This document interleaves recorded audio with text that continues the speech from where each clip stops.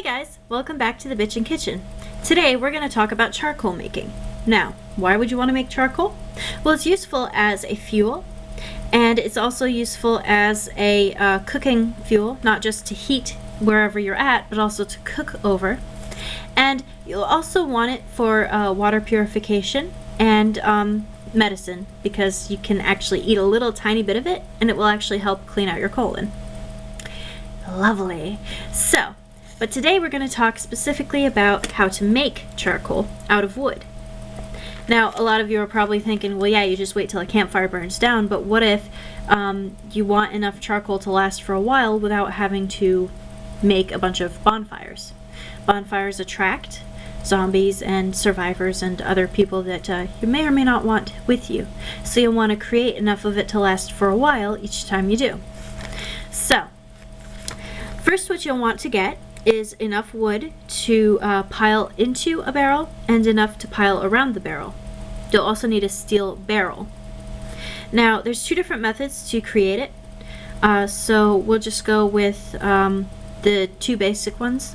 The really big single steel barrel, and then the smaller barrel in a bigger barrel method.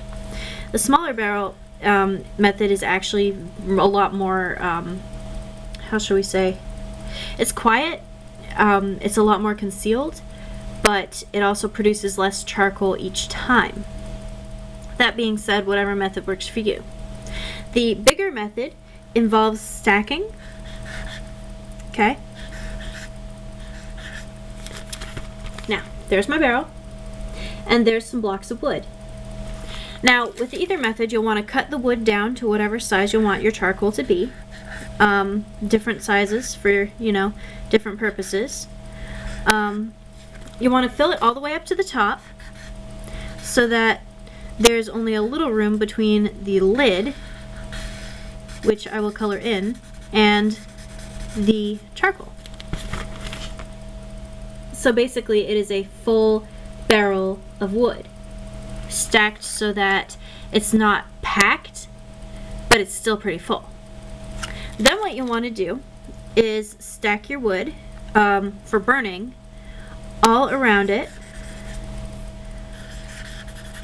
and up at a diagonal to kind of make a pyre. You see, this right here is your barrel. That's full of your wood that you want to turn into charcoal. This right here is the wood that you'll want to burn. Okay, so that's basically going to make lots and lots of fire on the outside.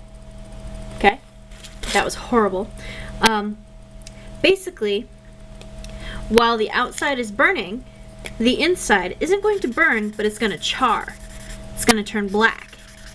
Why? Because even though it's not set on fire, it's still being exposed to the heat. Okay, now that will create more solid pieces of charcoal, so that you're not left with charcoal dust. You want to avoid charcoal dust. You want to just have lumps of charcoal, which are easier to get if it's not pulverized or left to be exposed to wind and expansion and all of that. Basically, when you're done, all your little charcoal pieces inside should be completely intact as far as shape, but completely black as far as color. Okay? And if you've done it wrong, you've just set a barrel on fire. Congratulations, you know how to set things on fire.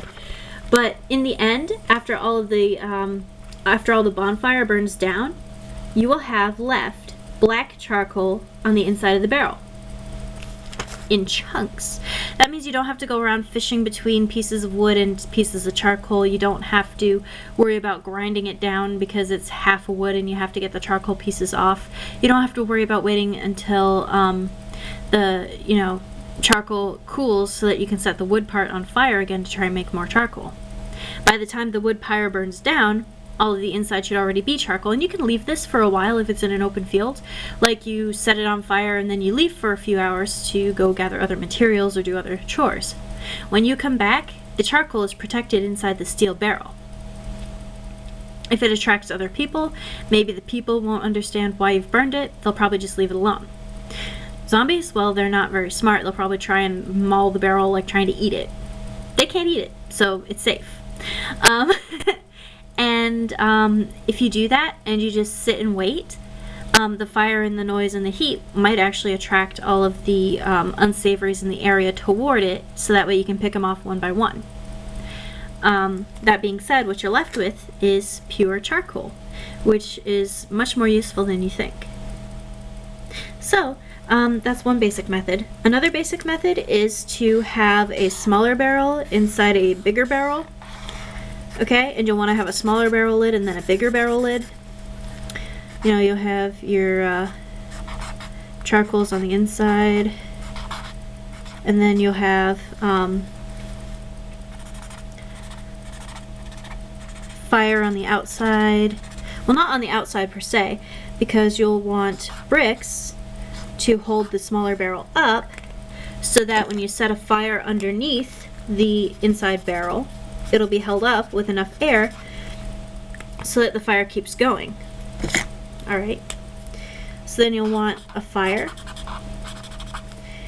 and in order to get that fire and be able to feed that fire, you cut a little opening on the outside of the biggest barrel to kind of make a little oven.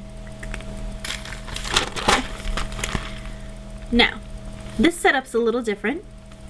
The fire is not as exposed to its surroundings, which means it's easier to hide the light from, but you will have to keep feeding it. You can't just set it and forget it. But then it's the same idea. It will heat the inside so that it becomes charcoal-y without actually having to set it on fire.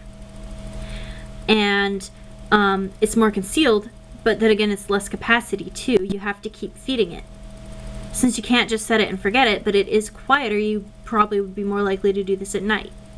The other one you could probably do during the day, and it would still be safe.